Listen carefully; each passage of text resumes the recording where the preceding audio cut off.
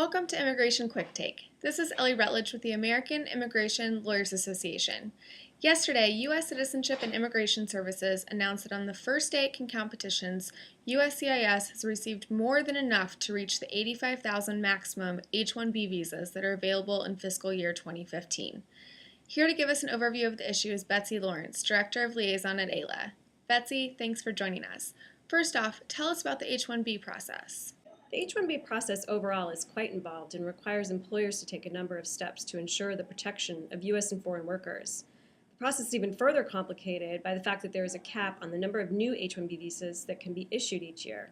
Generally speaking, we're talking about 65,000 visas for university-educated foreign professionals, plus another 20,000 for people with advanced degrees.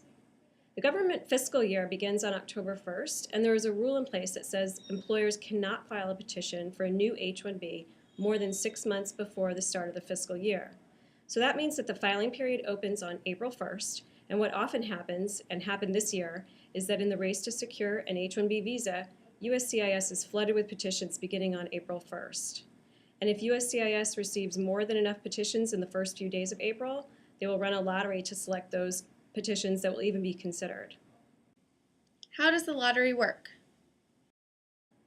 USCIS is required by regulation to continue to accept petitions through at least the first 5 business days of the filing period, and the 5th business day was yesterday, which was April 7th. So the first thing that they need to do is to complete the intake process for all petitions received through April 7th. Due to the high number of petitions that were received, USCIS has not yet been able to determine the date that the lottery will take place. But once it is set, it's a multi-stage process. USCIS will first randomly select petitions for the 20,000 advanced degree exemption using a computer-generated process. Advanced degree petitions that are not selected will become part of the random selection process for the 65,000 cap. And USCIS will reject and return the filing fees for all cap subject petitions that are not selected. What happens next? Well, based on last year, there is a good chance you won't know if your petition has been selected until sometime in May. Last year, USCIS started to send rejection notices out on May 10th. And if you are subject to the H-1B cap and you don't get selected, you are unfortunately out of luck until next year. Understandably, this creates a lot of problems for U.S. employers who suddenly find themselves unable to hire the talent that they need. And frankly, the strict limitation on the number of new H-1B workers each year is short-sighted. The current cap has been in place since fiscal year 2004. That's more than 10 years ago.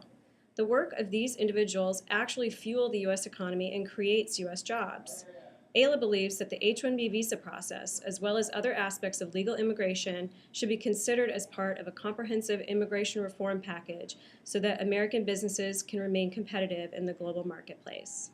Thank you, Betsy, for joining us. For the rest of you, please stay tuned for more updates from the American Immigration Lawyers Association.